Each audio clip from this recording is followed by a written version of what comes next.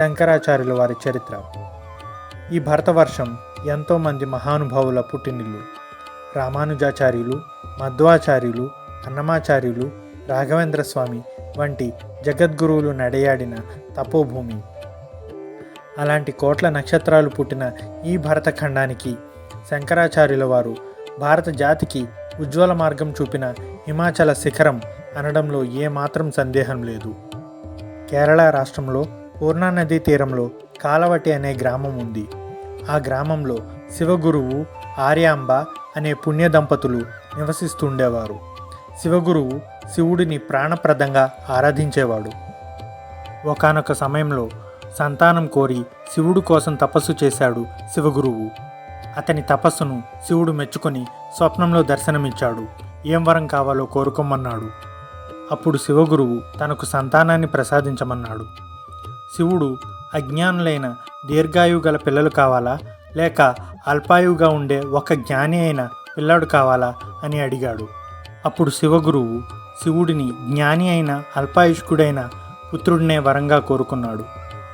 అలా ఆర్యాంబ శివగురువులకు సామాన్య శకానికి పూర్వం 509వ సంవత్సరంలో వైశాఖ శుక్ల పంచమి నాడు రవి, కుజ, శని గ్రహాలు ఉచ్చస్థితిలో ఉండగా కర్కాటక లగ్నంలో ఆది శంకరాచార్యుల వారు జన్మించారు. కానీ దురదృష్టం ఏంటంటే తండ్రి అయిన శివగురువు శంకరాచార్యుల వారి 2వ ఏటనే శివ సాన్నిధ్యం చేరుకున్నారు. శంకరాచార్యుల వారు 5వ ఏటనే ఉపనయనం చేసుకుని 7వ ఏటనే వేదాంగాలను అవపోసన పట్టారు. చిన్న బాలుడిగా ఉన్నప్పుడు ఆయన అమ్మవారికి పాలను నైవేద్యంగా పెట్టారు. కానీ అమ్మవారు పాలు తాగలేదు. దేవికి తనపై కోపం వచ్చిందని ఆ బాలుడు ఏడ్చాడు. అప్పుడు అమ్మవారు ప్రత్యక్షమై ఆయనను తన ఒళ్ళో కూర్చోపెట్టుకొని తన చనుబాలను తాగించింది. అందువల్లే చిన్నతనంలోనే సర్వ విద్యా సంపన్నులయ్యారు శంకరాచార్యుల వారు. గురుకులంలో చదువుకునే సమయంలోనే శంకర్ల వారు భిక్ష కోసం ఒక ఇంటికి వెళ్ళారు. ఆ ఇంట్లో ఒక పతివ్రత చాలా బీదరికాన్ని అనుభవిస్తూ ఉండేది. ఆమె శంకరులకు ఏమీ ఇవ్వలేనని బాధపడి తన దగ్గర ఉన్న ఉసిరికాయను ఆయన జోలెలో వేసింది. అప్పుడు శంకరాచార్యుల వారు ఆమె ప్రేమకు సంతోషించి లక్ష్మీదేవిని ప్రార్థించారు. ఆ పేదరాలి ఇంట్లో బంగారు కాసుల వర్షం కురిపించారు లక్ష్మీదేవి అనుగ్రహంతో. ఆ స్తోత్రమే కనకధారా స్తోత్రమైంది. ఆ తర్వాత ఆయన గోవింద భగవత్పాదుల దగ్గర ప్రణవ సహితంగా దీక్షను పొందారు. ఆయన దగ్గర 2 సంవత్సరాలు శిష్యులుగా ఉన్నారు.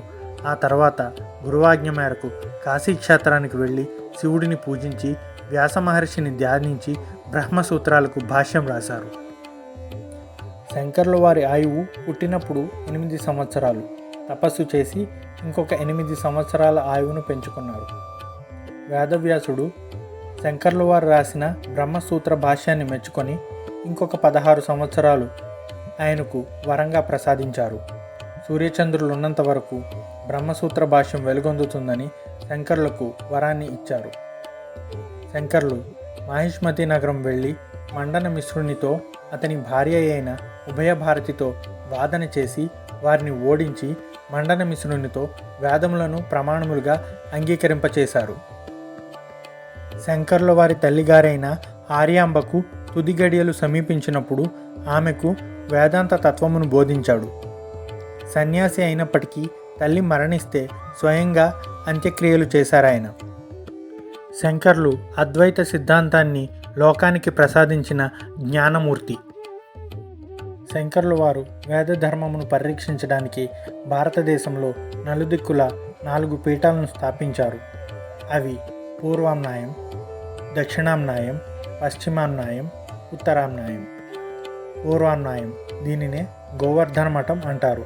ఇది పూరి జగన్నాథ క్షేత్రంలో ఉంది. దక్షిణాంనాయం దీనిని శృంగేరి శారదా మఠం అంటారు. ఇది శృంగేరి క్షేత్రంలో ఉంది.